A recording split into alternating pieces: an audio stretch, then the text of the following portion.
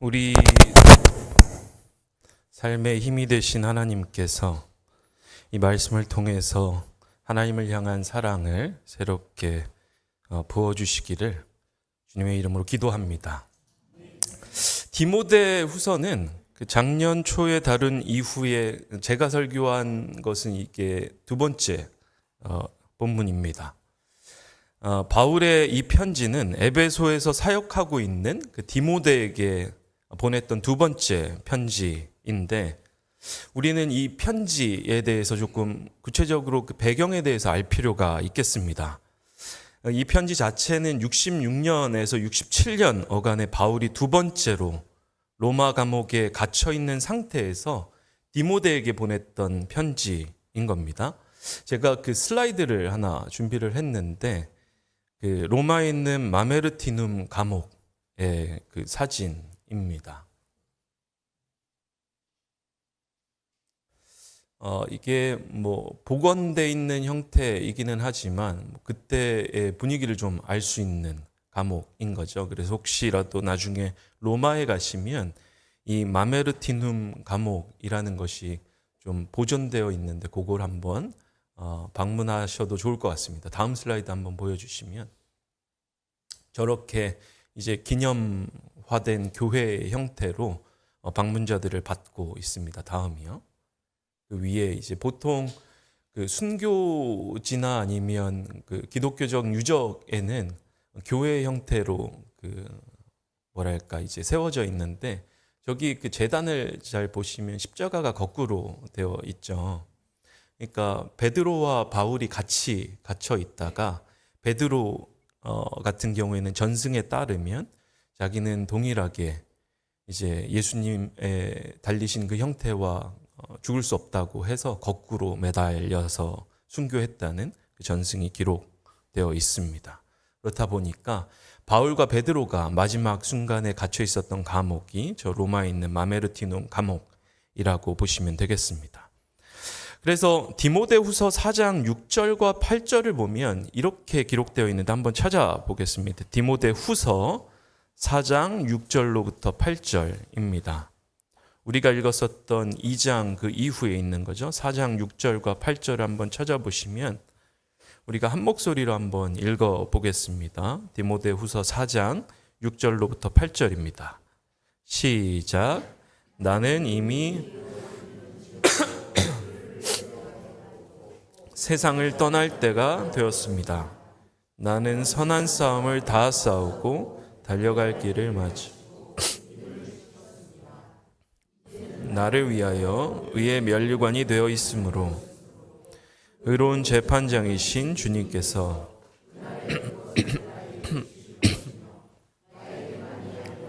주님께서 나타나시기를 사모하는 모든 사람에게도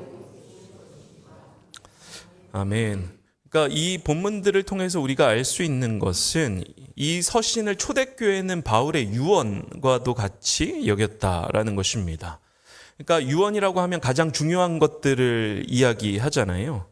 근데 바울은 이 에베소 교회를 향해 보냈던 이 서신에서 두 가지 문제를 다루고 있는데, 첫 번째는 외부적인 박해가 있다라는 것. 두 번째는 내부적인 이단 사상이 존재하고 있었다라는 겁니다. 그러니까 외부적인 박해는 뭘 의미하는 걸까? 그러니까 우리가 성경을 본문을 읽고서 묵상할 때에는 그 시대에 쓰여졌던 그 정서에 대해서 좀 알 수 있어야 하는데, 외부적인 박해에 관련돼서는 64년에 로마에서 큰 화재가 발생을 했었죠. 근데 그때 통치자였던 네로 황제는 이제 보통 우리가 정치적인 차원에서 혼란 상황이 벌어지게 되면 위정자들은 뭘 하기 시작을 합니까? 자기가 통치하던 그 시기에 내부적인 요란함, 소요들이 발생하면 통치자들은 뭘 하기 시작을 하죠? 정말 참된 지도자라면 이것이 내 탓이요, 이것이 내가 제대로 통치를 잘 하지 못했기 때문에 발생한 것이라고 인정을 하고서 들어가겠죠. 역사 안에서는 그런 통치자들을 만나기가 상당히 어렵죠. 그럴 때 통치자들은 희생양을 찾기 시작을 합니다. 다시 말해서 이 소요의 원인을 특정 부류의 사람들에게 돌리면서 그 책임을 전가하는 형태가 되는 거죠. 그래서 사회학자였던 르네 지라르 같은 경우에는 이러한 그 현상들을 보면서 희생양 이론, 속죄양 이론이라는 것들을 이제 만들어서 설명하기도 했습니다. 그러니까 네로 황제도 64년에 발생했던 그 로마의 큰 화재의 원인을 이 그리스도인들에게 돌리기 시작을 했던 거예요. 그러면서 그리스도인들에게 무슨 책임이 있냐, 이 화재가 무슨 그들과 연관이 있냐를 이제 따지면서 세 가지 혐의를 그리스도인들에게 전가하는 것들을 볼 수가 있습니다. 첫 번째는 로마의 신들을 거부하는 무신론자들이다. 그 당시 제국 종교는 그리스 로마로부터 이어지는 다신 종교였는데 이 종교 자체를 그리스도인들이 거부하고 있다는 거예요. 그래서 저 무신론자들 때문에 로마의 신들이 우리를 보호하지 않았다. 그래서 이 화재의 책임은 그리스도인들에게 있다. 두 번째는 황제 숭배를 거부하는 불충과 반역이 있다. 그러니까 카이사르는 주님이다 라는 그 표어가 공공연하게 고백되어지고 인정되어야 했었는데 그리스도인들에게 주님은 누구시죠? 예수 그리스도만이 우리의 주님이시다. 그러다 보니까 이 혐의 또한 가해지고 있었던 것을 볼 수가 있습니다. 세 번째는 실상 로마의 사회제도를 뒤흔들고 있는 사회 반역 사범들이다. 범죄자들이다. 그러면서 이제 그리스도인들은 숨어서 왜 우리가 매달 하고 있는 중요한 교회 전승에 따른 행위가 있잖아요. 성만찬을 하는 거죠. 그렇죠? 그러면서 우리는 성찬에 참여하면서 뭐라고 이야기를 합니까? 이것은 주님의 몸이고 주님의 피다. 로마 사람들은 그걸 이제 듣고서 뭐라고 생각을 했는가 하면 저 사람들은 식인을 하는 이교도와 같은 것이다. 딱 들으면 맥센스 하지 않아요? 그렇죠? 주님의 몸을 먹고 주님의 피를 마신다라고 하니까 이 상징적인 고백임에도 불구하고 로마 사람들은 저 사람들은 뭔가 이상한 종자들이다. 그 또 한 가지는 뭐였죠? 바울 같은 경우에 노예 제도의 문제를 다루면서 이 주인을 향해서 그런 편지를 보내죠. 오네시모를 향한 그 서신에서 이 당신의 노예 자체를 하나의 형제로 대하라. 그러니까 노예 제도는 로마 사회를 밑바탕하고 있는, 밑받침하고 있는 사회적인 제도였는데 이 노예 제도 자체를 허무는 듯한 노예 자체도 실상 당신의 형제요 자매다 라는 그 사회 혁신적인 메시지들을 내니까 실상 이러한 것들이 상당히 위협적으로 다가왔던 거예요. 로마 사회 안에서는. 우리도 이러한 정서들을 이 사회 안에 던질 수 있어야 한다. 우리의 메시지 자체가 교회 안에서의 생존과 교회 공동체만을 위한 것이 아니라 사회에 어떠한 울림을 던질 수 있는 그런 메시지들이 우리 교회 안에서 나야 될 줄로 믿습니다. 평소보다 아멘 소리가 적죠. 하나님이 우리에게 복을 주셔야 합니다. 라면 조금 더 아멘 소리가 컸을 거예요. 그렇죠? 근데 우리 사회제도 안에서 우리가 가지고 있는 이 가치들이 사회 안에 정말 선한 영향력들을 끼칠 수 있어야 한다. 공동체적인 차원에서. 이러한 것들을 염두에 두고 신앙생활을 하는 저 여러분들이 되시기를 주님의 이름으로 축원합니다. 우리가 지식인들이죠. 그렇죠? 그러다 보니까 메이크센스 하니까 받아들이는 겁니다. 여튼 이러한 상황에 놓여 있다 보니까 64년에 발생했던 이 로마의 큰 화재에 속죄양으로 그리스도인들이 잡혀 있던 거예요. 그러다 보니까 이 에베소 교회, 디모데가 목회하고 있었던 이 에베소 교회는 외부적인 위협으로부터 시달릴 수밖에 없었던 겁니다. 내부적으로는 이단 사상에 놓여 있던 것들을 볼 수가 있습니다. 언제 볼 수가 있는가 하면 디모데 후서 2장 17절과 18절을 보면 확인할 수가 있습니다. 디모데 후서 2장 17절과 18절입니다. 우리가 읽었었던 그 본문 바로 다음에 나오는 구절들이죠. 한 목소리 한번 읽어보겠습니다. 17절과 18절입니다. 시작.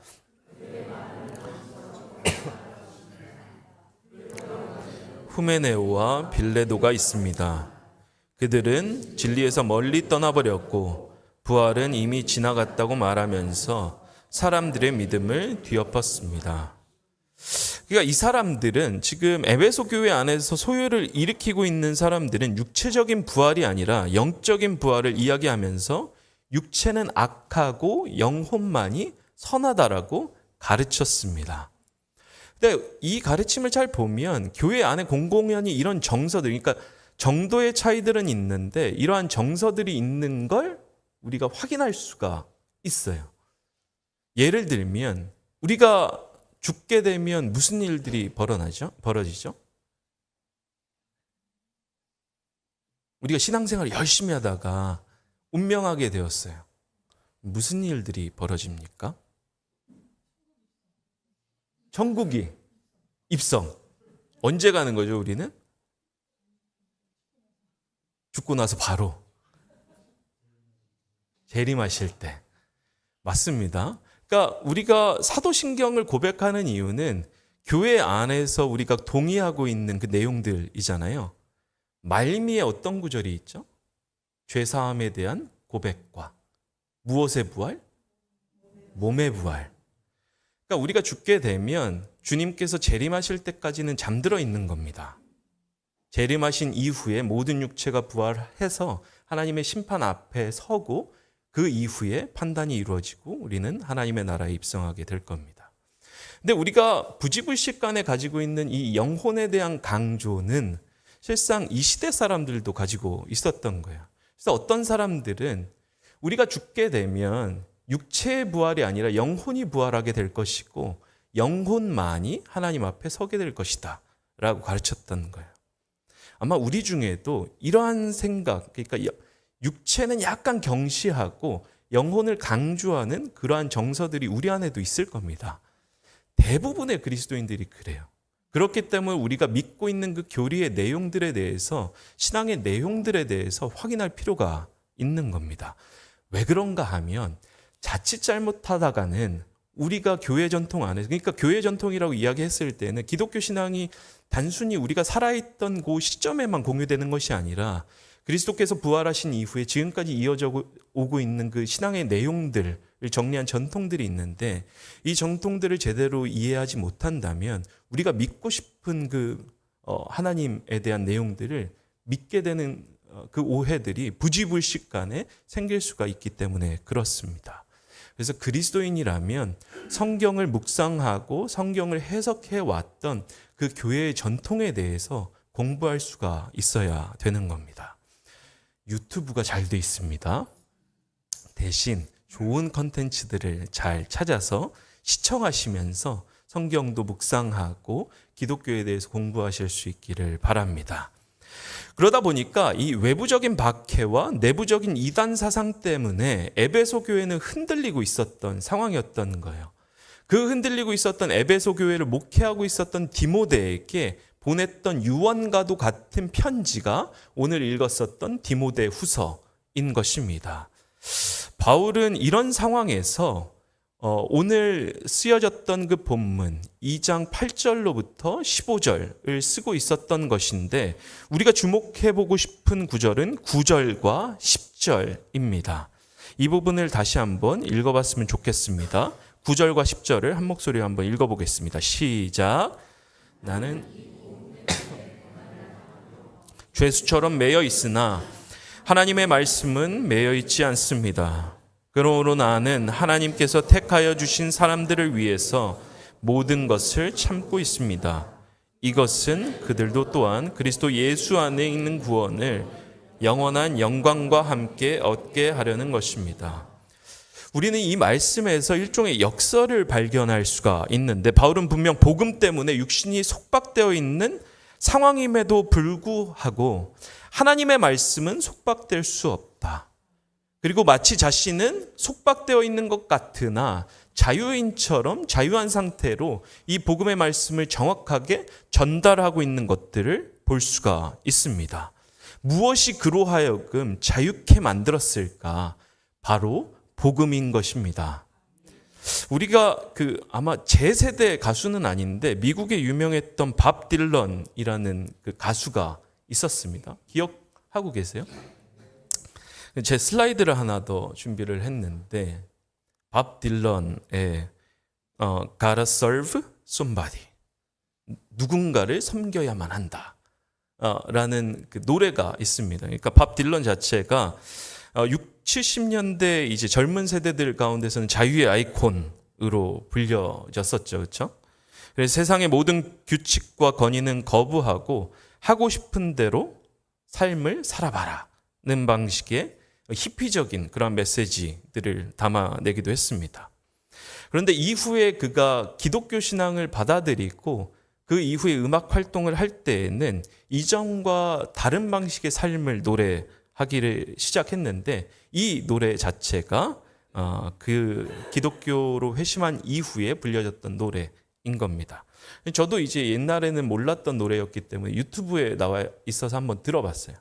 근데 노래 가사가 맨 저런 거예요. 뭐 당신은 뭐 면 소재로 된 의복을 입을 수도 있고 실크로 된 옷을 입을 수도 있다. 뭐 위스키를 마실 수도 있고 뭐 우유를 마실 수도 있다. 뭐 캐비어를 먹을 수도 있고 빵을 먹을 수도 있다. 그러니까 여러 가지 삶의 행태들을 가지고서 살아갈 수는 있는데 당신은 누군가를 섬길 수밖에 없을 거다. 근데 저 가사에는 나와 있지 않지만 실제로 노래를 들어보면 당신은 이 악마를 섬기든지 아니면 주님을 섬기게 될 것이다. 이게 무슨 말인가 하면 우리의 삶의 그 지향점, 우리의 삶을 의미 있게 만드는 목적을 가지고서 살아갈 수밖에 없다는 거예요. 사람은. 루터 같은 신학자요 개혁가도 이야기했던 부분인데 우리가 우리의 모든 에너지와 시간들을 투자하고 있는 뭔가가 있을 거다라는 겁니다.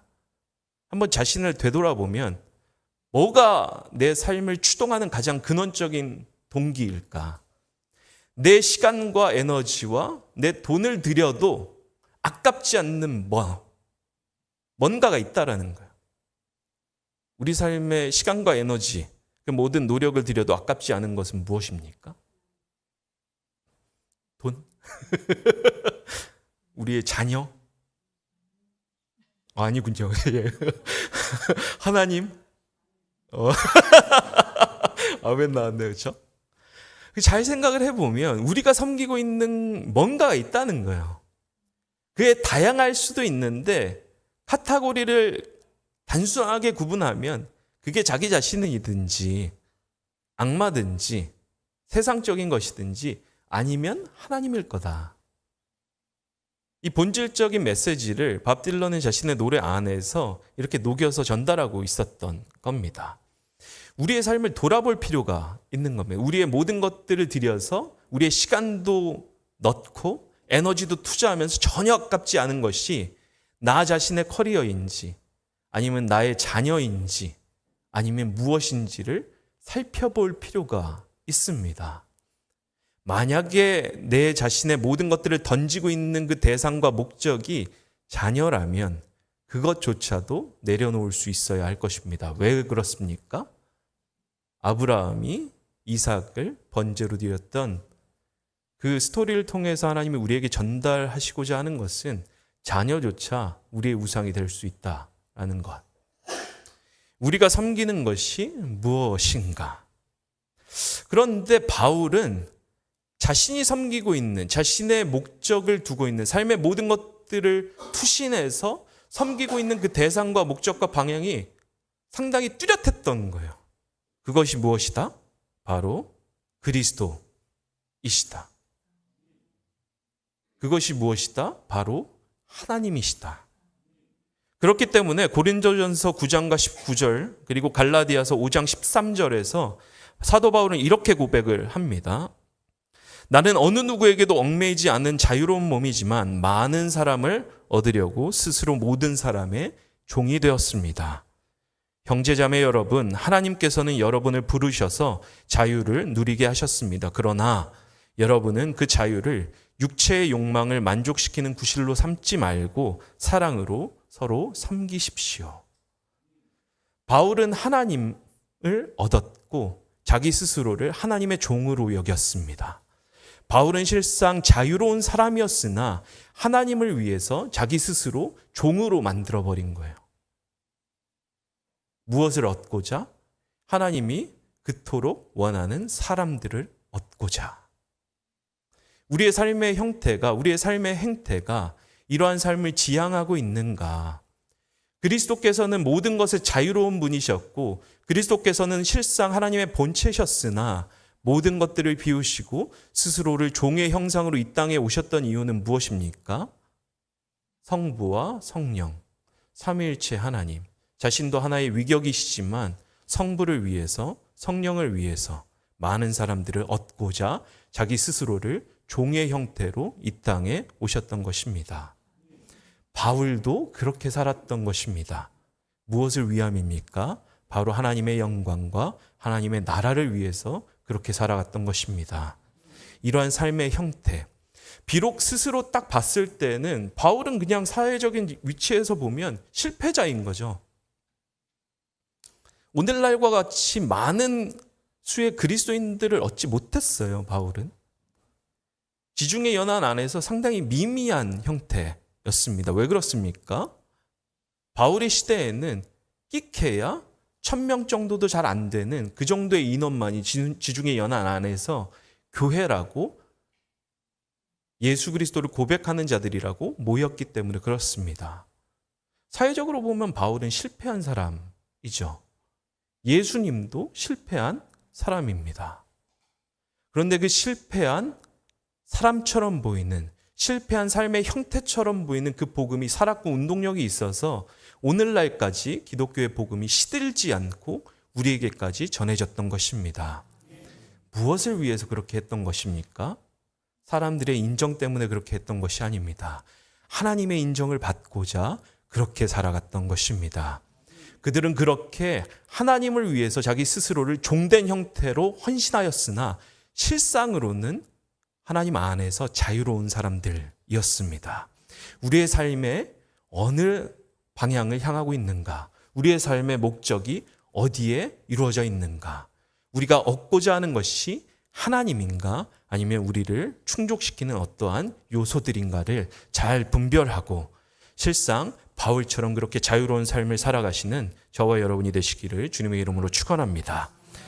그렇다면 우리는 어떻게 이 모든 상황 가운데서 하나님을 붙들 수가 있는가? 어떻게 예수 그리스도처럼 바울처럼 그러한 자유로운 삶을 살아갈 수가 있는가? 오늘 본문은 하나님의 말씀에 의해서 그것이 가능하다고 증언합니다. 8절을 우리가 다시 한번 읽어봤으면 좋겠는데 디모데후서 2장 8절입니다. 다 함께 읽겠습니다. 시작. 죽은 사람 가운데서 살아나신 예수 그리스도를 기억하십시오. 아멘.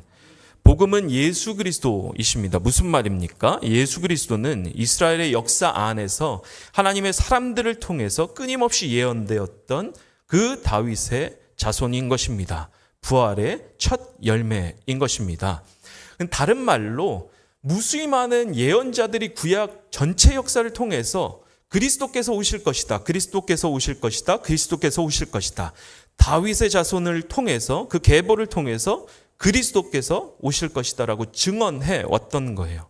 그 증거로 죽음 가운데서 부활하게 되는 자가 바로 그리스도일 것이다라는 그 예언이 예언자들을 통해서 끊임없이 주어졌던 것입니다.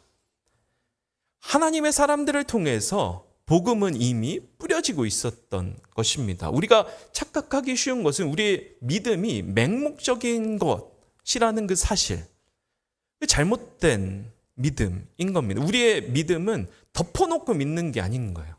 우리의 믿음은 우리가 생각하는 것들을 만들어 놓고 그걸 막 붙잡는 것이 아닌 겁니다. 자칫 잘못하다가는 아론의 송아지를 만들어 놓고 그것이 우리의 하나님이다 라고 선포할 수도 있겠습니다. 출애굽기를 잘 읽어보면 아론의 송아지를 만들어 놓고 그 아론과 이스라엘 사람들이 뭐라고 고백을 하죠? 바로 이것이 우리를 이집트로부터 구원해낸 우리의 하나님이다. 그러니까 생뚱맞게 어떤 신상을 만들어 놓고 그 신을 섬기자가 아니었던 거예요. 이스라엘 사람들은 스스로 계신 하나님을 자기 마음대로 이미지화하고 자기의 생각대로 만들어 놓고 그걸 믿었던 겁니다. 우리 그리스도인들은 이러한 맹목적인 신앙, 잘못된 신앙들을 경계해야 합니다. 아론의 송아지를 만드는 것이 아니라 스스로를 우리의 삶 가운데 계시하시는 하나님을 깊이 체험하고 말씀과 기도를 통해서 하나님을 깊이 만날 수 있어야 된다라는 것입니다. 우리의 믿음은 맹목적인 것이 아니라 하나님의 사람들과 교회라는 그 공동체를 통해서 하나님이 스스로를 끊임없이 드러내셨기 때문에 그렇습니다. 그렇기 때문에 하나님을 아는 것이 우리의 삶의 중심이고 우리의 하나님을 아는 것이 우리의 신앙의 목적인 줄로 믿습니다. 오늘 본문 11절과 13절은 초대교회에서 공유되고 있었던 찬송시라는 것이 신약학자들의 일반적인 견해입니다. 그게 뭔 말인가 하면 초대교회, 그 당시에 지금 이 디모데 후서가 쓰여지고 있었던 그 교회들 사이에서 공유되고 있었던 신앙의 내용들을 정리해 놓은 그 내용이 오늘 읽었었던 11절로부터 13절이다라는 거예요.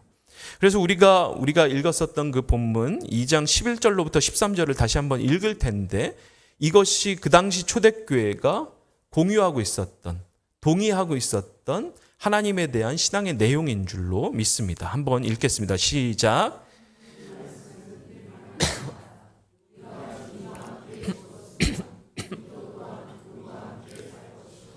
우리가 참고 견디면 우리도 또한 그분과 함께 다스릴 것이요 우리가 그분을 부인하면 그분도 또한 우리를 부인하실 것입니다.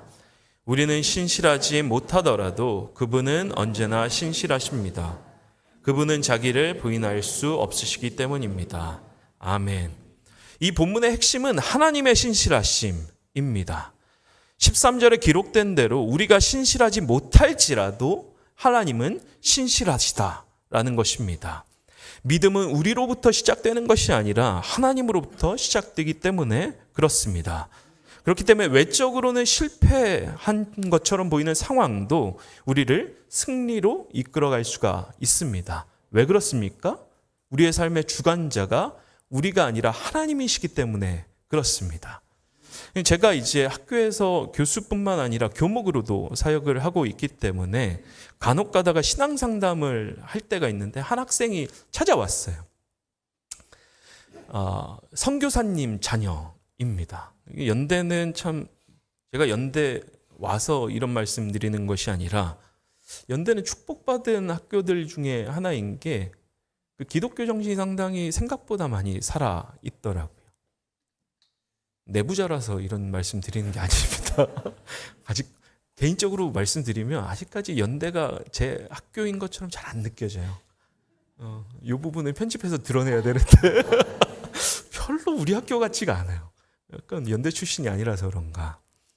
여튼 그래서 한 학생이 와서 자기가 이제 선교사 자녀이고 어려서부터 신앙 교육을 받았고 지금도 열심히 학교 안에서 크리스천 학생으로서 예배도 드리고 활동도 하고 있는 친구예요. 근데 이 학생이 한 번은 그 얘기를 하는 거예요. 믿음이 잘 안 생긴다는 거예요. 머리가 커지다 보니까 이제 오늘날 그 받게 되는 자연과학적인 교육도 그렇고 이제 그 고등교육들을 받다 보니까 이게 너무 성경에는 이게 받아들여도 되는 건지 싶은 구절들도 있다라는 거죠. 그 학생한테 그렇게 이야기를 했습니다. 성경 안에는 해석이 중요합니다. 성경을 우리는 부지불식간에 해석하고 있는데도 해석하고 있지 않은 것처럼 느낄 때가 있어요. 우리가 성경 안에 있는 모든 말씀들을 문자적으로 받아들이고 있습니까? 아니죠. 그죠? 문자적으로 이제 받아들이고 있었으면 우리 눈 한쪽이 없든지 손가락이 잘려 있든지 그잖아요, 그렇죠? 예수님이 이성을 보고서 음욕을 품으면 뭐 하라 그랬죠? 눈 뽑아버려라. 없이 그냥 하나님 나라 들어가는 게 낫다. 손으로 범죄하면 자르고 형제를 시험에 들게 하면 연자맷돌 메고 어디로 들어가야 됩니까? 수장당해야 되죠, 그렇죠? 우리 문자적으로 안 받아들이잖아요, 그렇죠? 그래서 성경 안에 보면 문자적으로 받아들여야 되는 층위가 있죠, 당연히. 예수님의 부활이라든지 예수님의 동정녀 탄생이라든지 이런 것들은 다 문자적으로 받아들여야 되죠. 하나님이 세상을 창조하셨다는 것도 이 명제도 문자적으로 받아들여야 됩니다. 근데 창세기 1, 2장 같은 경우에는 비유적으로 해석해야 되는 그런 부분들도 있습니다. 오늘은 뭐 그걸 다루는 그 부분이 아니기 때문에 나중에 궁금하시면 찾아오시면 조금 더 디테일하게 말씀드릴게요. 여튼 이 학생이랑 이야기를 하면서 성경 안에는 다양한 층위들이 있다. 문자적으로 받아들여야 되는 층위가 있고 비유적으로 받아들여야 되는 층위가 있다. 그 한 부분을 이야기를 했었고, 두 번째는 자기가 이제 신앙생활을 하면 주변에 이제 신앙이 정말 독실해 보이는 친구들이 있다는 거예요. 우리가 경쟁 사회에서 살다 보니까 신앙도 비교하고 경쟁하게 됩니다. 저 친구가 나보다 더 나은 것 같아. 스스로 평가해요. 인사평가를 하는 거죠. 하나님 안에서. 하나님의 공동체도 마치 기업인 것처럼. 쟤의 믿음은 한 A등급. 내 믿음은 한 C등급. 근데 그건 누구의 평가 기준입니까? 내가 만든 평가 기준인 거예요. 하나님이 보실 때에는 오히려 독실해 보이는 사람들이 실상 하나님의 기준으로부터 멀어져 있을 수도 있습니다. 특히 목회자 같은 저 같은 사람들. 동의하는 웃음 같은데. 독실한 신앙을 가지고 있는 것 같은데 실상 열어보면 신앙이 없을 수도 있다라는 거예요. 근데 신앙이 없는 사람인 것 같은데 하나님이 보시기에는 오히려 저 사람이 더욱더 신앙이 있는 것일 수도 있겠다. 예수님께서도 비유로 말씀하시죠. 바리새인과 세리의 기도를 비교하시면서. 바리새인은 독실한 종교인들이었어요. 우리야 지금 그리스도인이 되었기 때문에 바리새파 사람들이 가지고 있었던, 서기관이 가지고 있었던, 제사장들이 가지고 있었던 그 신앙의 내용들이 잘못된 것인지 우리는 알지만 실상 우리 현재 시점에서 보면 우리가 가지고 있는 잘못된 신앙의 내용들도 상당히 많을 수가 있다라는 겁니다. 그러면 하나님이 보실 때에 누가 더 신앙이 있겠는가? 하나님이 보실 때에 오늘 우리가 읽었었던 그 누가복음의 그 본문처럼 사마리아 사람이 도리어 더 신실한 사람일 수도 있겠다. 우리가 주일 성수하고 꼬박꼬박 헌금하고 열심히 예배에 참여하고 있지만 그래서 우리의 신앙이 확실한 것 같지만 실상은 소멸하는 불이신 하나님 앞에 서면 우리가 무엇을 자랑할 수 있겠는가? 자랑할 것이 없을 것입니다. 왜 그렇습니까? 신앙은 하나님으로부터 시작해서 하나님으로 맞춰지는 것이기 때문에 그렇습니다.